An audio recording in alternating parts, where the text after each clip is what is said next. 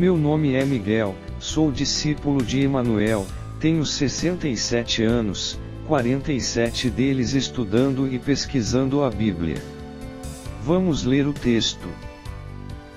Emanuel, conhecido como Jesus, João 7 versículo 16. Jesus lhes respondeu, e disse, a minha doutrina não é minha, mas daquele que me enviou. Se alguém quiser fazer a vontade dele, pela mesma doutrina conhecerá se ela é de Deus, ou se eu falo de mim mesmo. Peço a atenção especial do leitor, porque hoje vamos falar da sã doutrina.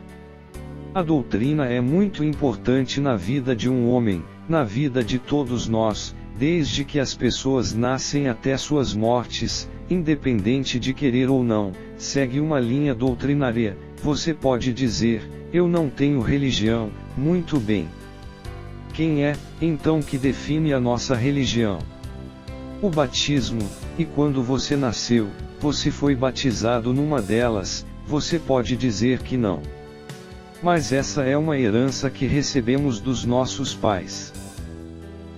A doutrina determina o nosso caráter, nossa fé, por fim, determina a nossa qualidade perante o nosso Criador. A doutrina exerce regência sobre o homem. Note que o Messias disse: se alguém quiser saber a vontade de Deus, terá que examinar a sua doutrina, então saberá se é dele mesmo, ou de seu pai.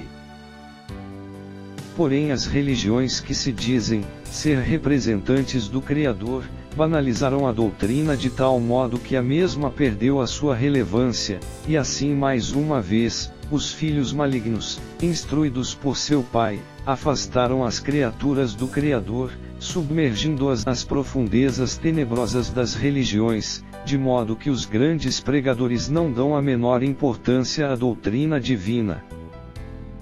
Por que divina? Porque essa é a doutrina que o Salvador nos deu. Lembrando, uma das causas pela qual ele morreu foi por pregar e defender a sua doutrina. Então, que doutrina é essa? É só ler os 4 evangelhos atentamente, que você irá entender claramente que ele pregou, viveu e defendeu até a morte a lei e os profetas. Esta também é a minha doutrina, e quem quiser encontrá-la é só fazer o que o Salvador mandou, no texto, já citado acima, e assim iluminará a sua vida, como ele mesmo disse. Leia o texto, João 8 versículo 12. Falando novamente ao povo, disse Jesus, eu sou a luz do mundo, aquele que me segue, não andará em trevas, mas terá a luz da vida. Como já disse no início, vamos aprofundar o conhecimento doutrinário. É impossível alguém fazer a vontade de Deus sem guardar os seus mandamentos. Não deixe-se enganar.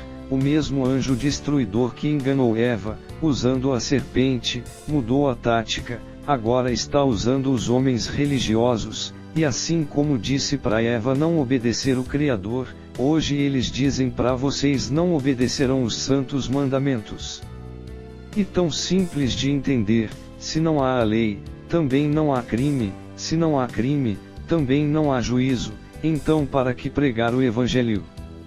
Está mais de que explicado. Para enriquecer os bolsos dos ladrões espirituais. Lembre-se, 1 Timóteo 6 versículo 10. Porque o amor ao dinheiro é a raiz de toda a espécie de males, e nessa cobiça alguns se desviaram da fé, e se traspassarão a si mesmos com muitas dores. Lembrando mais uma vez que a pregação é gratuita, dai de graça o que de graça recebeste. Leia o texto, Romanos 16 versículo 17. Rogo-vos, queridos irmãos, que tomem muito cuidado com aqueles que causam divisões e levantam obstáculos à doutrina que aprendestes. Afastai-vos deles. Porquanto essas pessoas não estão servindo a Cristo, nosso Senhor, mas sim a seus próprios desejos. Mediante palavras suaves e bajulação, enganam o coração dos incautos. Mais uma prova, leia o texto, 2 João 1 versículo 10. Se alguém chegar a vós, mas não trouxer essa doutrina, não o recebais nas reuniões em vossas casas, tampouco o saudeis. Porque aquele que lhe dá boas-vindas, torna-se cúmplice das suas obras malignas.